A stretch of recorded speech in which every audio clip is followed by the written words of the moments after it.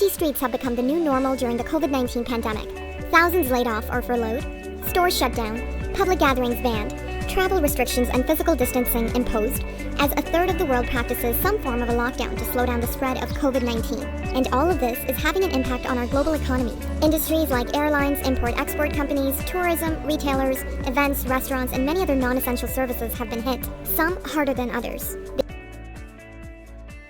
COVID-19 pandemic has influence on economic markets all throughout the world, including Malaysia, since it was declared on March 2020. COVID-19 has shown to be a disruptive force, affecting livelihood, employment, and investor confidence in a negative way. Global investors in developing countries are suffering supply chain interruptions, revenue losses, and production drops within months of the outbreak being reported. Malaysia's manufacturing sector received the highest share of foreign direct investment, making it a major driver of the country's economy. Since the beginning of the pandemic year, global foreign direct investment flow have decreased by more than 40%. As a result of the pandemic outbreak, impact on the worldwide supply chain, the company has been severely impacted. FDI flows to poor nations are projected to continue to decline even further because the primary and manufacturing industry contribute for a bigger share of FDI in developing countries than in the developed countries. Introduction. After starting as a local catastrophe, COVID-19 has grown into an international health epidemic with significant economic consequences at a pace and magnitude never previously seen. To accurately assess how the pandemic has affected the economy, economists must wait until the second and third wave or even the fourth wave, Chan and King 2020, have spread over the globe, Ravindran et al. 2021. Except for glove making and pharmaceuticals, COVID-19 demonstrated the primary weaknesses in every industry in Malaysia. This pandemic was one of the deadliest in history because of the first shock it caused, Ferguson et al. 2020. Before 2020, the negatively affected labour market had been badly disturbed by a new virus that had emerged throughout the globe. Past economic hard times such as recession were caused mainly by a succession of disastrous economic or financial policies. Millions of workers were placed in the category of temporary job loss by the second quarter of 2020. Unemployment rose substantially faster than vacancy in the early months of the COVID-19 recession, typical of the bearish curve, which is the negative connection between job vacancy and unemployment. Background of the case study. As with previous pandemics, the economic impact of a worldwide pandemic may be devastating. In many developing nations, the COVID-19 epidemic struck at a time of high inequality and little social mobility, bringing this issue into more significant relief. Long-term equity and social mobility are also in danger from the epidemic. According to World Bank and IMF short-term prediction, severe global poverty and income inequality for low-income and developing nations will worsen in 2020.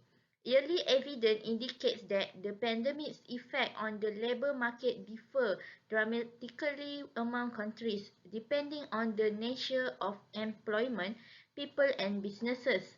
Other than that, the economic gender gap has expanded due to women losing their job and having lower social security coverage. Many people have been forced to choose between unemployment and childcare due to school closure and a shift toward online education without the assistance of government or workplace rules. Why is the issue of income equality crucial to address during this COVID-19 pandemic? COVID-19 pandemic on income disparity has been mostly overlooked because of a shortage of information regarding current wages. Data from simulated dataset or new home service have been used in yearly research project, Clark et al. 2020. According to these studies, inequality decreased following the pandemic's outbreak because of the large government payments, which would have increased inequality among low-paid workers had they not been made accessible by the government. On the other hand, past studies have shown that inequality rise during pandemic anniversary at L 2020. New research Engelhoff and Waldenstrom 2021 analyzed the impact of the COVID-19 pandemic on inequality in Sweden using administrative wages data obtained at a monthly level for all working individuals before and during the outbreak. Using the dispersion of income during the same period in 2019, 2020, and yearly 2021, we can estimate the impact of the pandemic of wages. As a result, we can examine the distributional effect of the government's COVID-19 assistance on individuals. Finally, we take a look at the yearly pre- and post-tax market earnings for 2018 and through 2020. By including all sources of income, certain transfer and all taxes paid into the total, the annual revenues provide a complete picture of income disparity that can be obtained by focusing on the epidemic's effect that broke out a few months into the year 2020. The distribution of monthly earnings increased during this pandemic. Figure 1 depicts the average pre-tax incomes of working adults between 18 and 64 from 2019 to 2021. Six quartile groupings of wages earners are based on the magnitude of earnings. Several intriguing patterns are discovered. A comparison of earning levels suggests a 5% drop in average wages during this pandemic. April until May had the most significant decline, and it was concentrated in the bottom quartile of earners. Second, the variance in wages over a year varies significantly from person to person. For low-income workers, wages peak during the summer vacation season, which has a high degree of general volatility. Pay hikes in June and December were given to middle-income individuals who had a more predictable income. Extra wages payments. This year's low tax dividend were affected by small firm owners' compensation in December, and the variable pay of CEOs boosted high income earners' income in March. Earnings inequality before tax. Individual 18 until 64 years 2019 until 2021. Figure 2 shows how the Gini coefficient, a frequently used indicator of income inequality, has changed over time, which span between 0 no inequality and 1 maximum inequality. After the emergence of the pandemic, the Gini coefficient rose by nearly 2.5%. Sweden's 1990s recession saw a 15% rise in the Gini coefficient of labor wages between 1990 and 1994.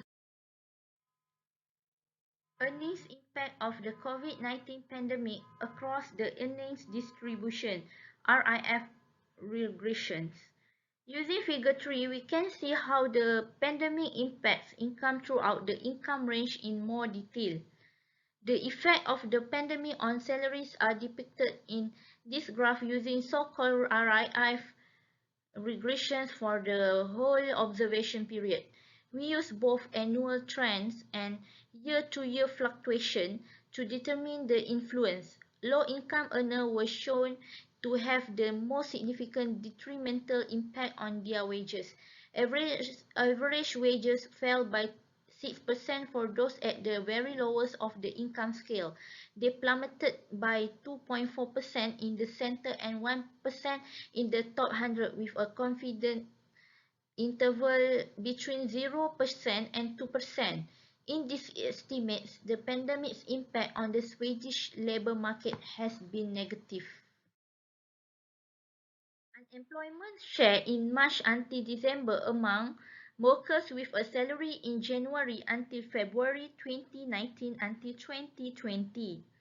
While the pandemic affected workers' wages, it also influenced joblessness.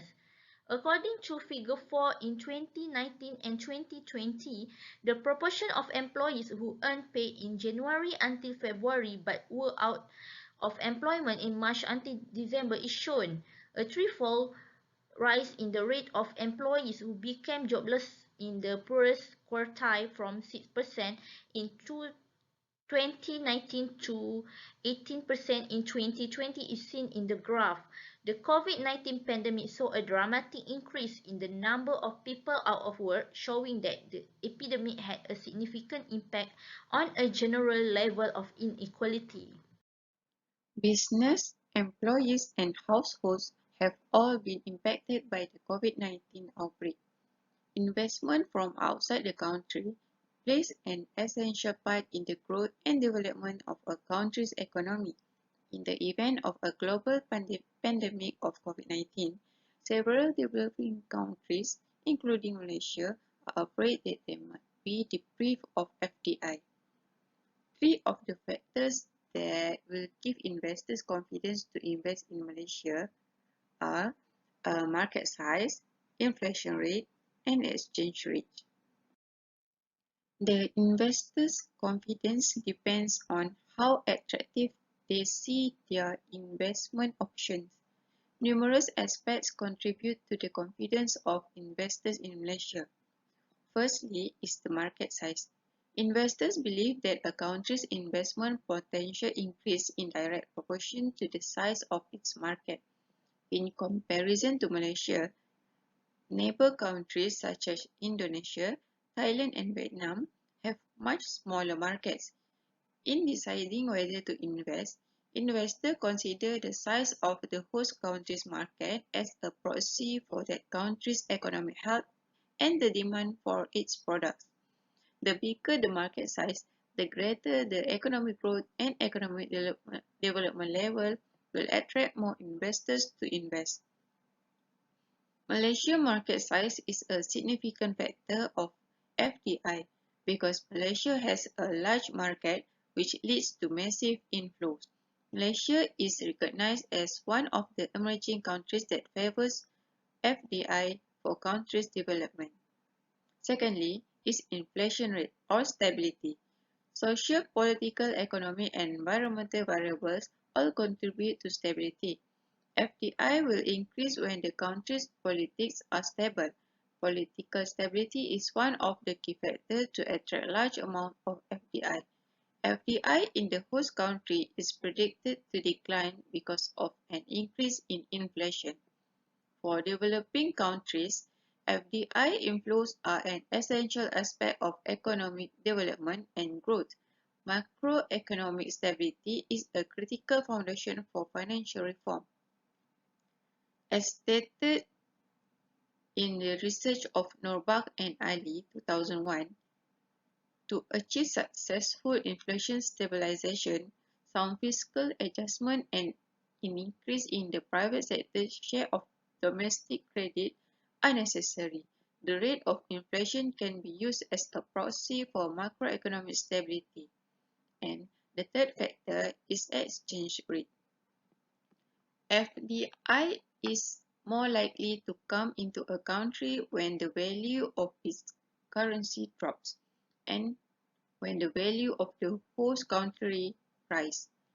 FDI flows are heavily influenced by a wide range of macroeconomic and microeconomic policies and other market conditions. Depreciation of the exchange rate has a significant and favorable impact on FDI inflows, and exchange rate depreciation contributes to FDI by lowering the cost of the domestic assets to foreign investors. Therefore, investors are more likely to invest in the market when the targeted market has a weak currency. When the pandemic of COVID-19 hit, numerous businesses were forced to shut down and their employees were laid off because of the lockdown that went along. Malaysian unemployment rate is still high. Malaysian Investment Development Authority (MIDA) stated that Malaysia is facing a significant shortfall in the terms of foreign direct investment. Malaysian current government must do more to attract international investment. While global economies recover from the pandemic consequence, the Malaysian government must be brave to ensure that the country does not lag behind. For example, by encouragement of confidence about recruiting new FDI to assist counteract the economic slowdown. The government should take advantage of the current pandemic by releasing additional economic reform package, such as Pelancanan Semula Ekonomi Negara Penjana. This is a short-term economic recovery policies targeted at enhancing FDI inflows in Malaysia. The expanding global and domestic demand necessitate more effort to promote cooperation and commercial partnership between local and foreign enterprise. Malaysia's FDI will rise to the highest level in Southeast Asia if direct support measures like debt reduction for hard-hit industries, including hotel, transportation, and construction, are implemented. All of the measures need to be in place by strategically widening up the option of Malaysian foreign investors. Multinational firms from around the world are looking for new places to invest their money in the aftermath of the pandemic. Malaysia's government must avoid relying on the single country as its primary source of investments. All the steps mentioned above must be aggressively executed, not only to attract more foreign investment, but also to retain existing investment and to prevent the investors from leaving Malaysia. Proposed solution or changes, they have four main points. Firstly, teleworking friendly policies and practice, or else we can say as a working from home. Many G20 states encourage those who can telework from home to do so as a major approach to contain the spread of COVID-19. Countries simplify telework for all operations that enable it, including financial and non-financial support to firms. Secondly, creating a safe and healthy work environment. As a result, countries limited corporate activities to essential services or establish comprehensive occupational safety and health (OSH) rules. In addition to partitioning walls and personal protective equipment (PPE), countries set stronger hygiene rules. Thirdly, providing sick pay and paid leave to all employees. The widespread use of sick leave and sick pay allow workers to self-isolate and thereby control disease spread. Generally, it protects worker wages, job and health during an illness period. The last point is assisting those in need of unanticipated care. The COVID-19 issue has increased worker family care demands. Working full-time is challenging, if not impossible, for single parents and couples where only one partner can telework. Parents of young children find difficulty managing job and family. This graph is about a substantial shift to working from home occurred during the pandemic. This graph is about share of total worker usually employed before the onset of the crisis by current place of work, April 2020. According to data from polls performed in mid-April, the proportion of workers working from home has increased dramatically compared to pre-crisis level, with figure ranging from roughly 30% in Canada to around 70% in South Africa. Recommendation. First, short-term work and wage subsidies are two methods of retaining jobs. Second, employees are protected from unfair dismissal or becoming irregular workers by limiting economic dismissal.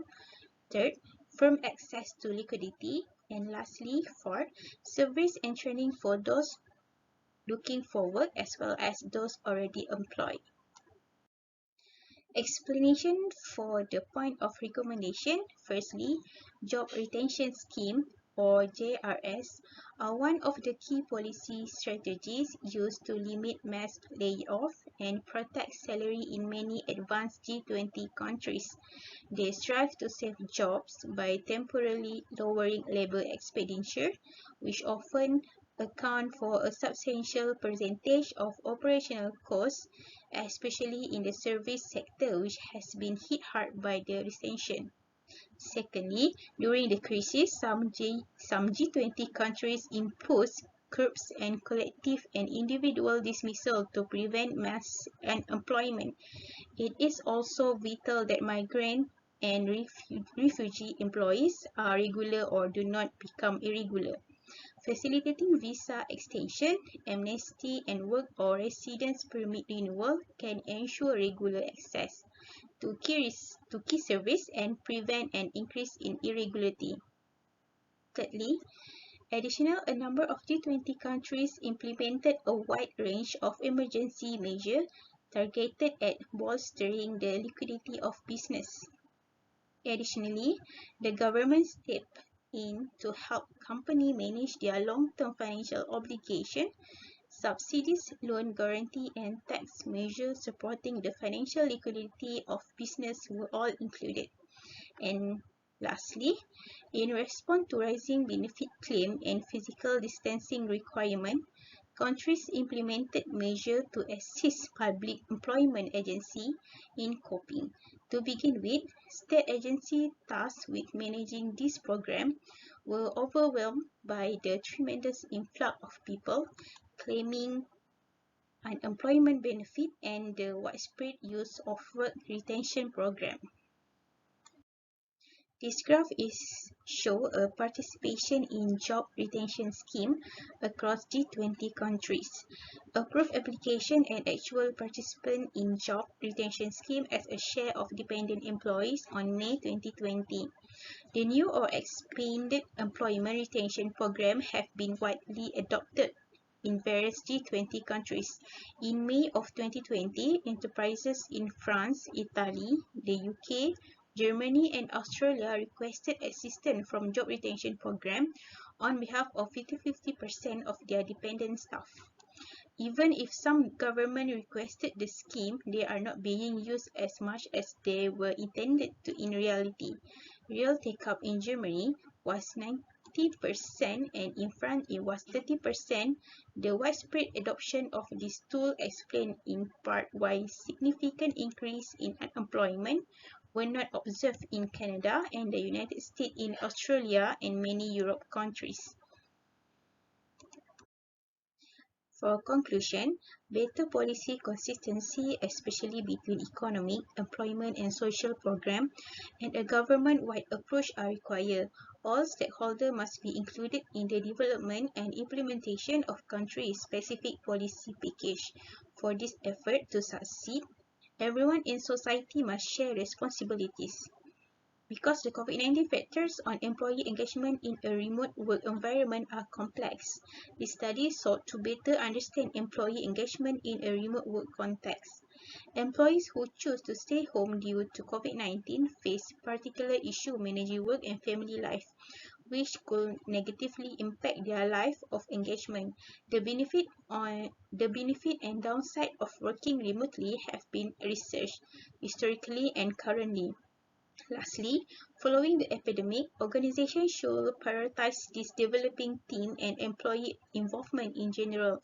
To make educated judgment, organizations should first conduct an employee survey, significant shift in employee attitude towards remote employment.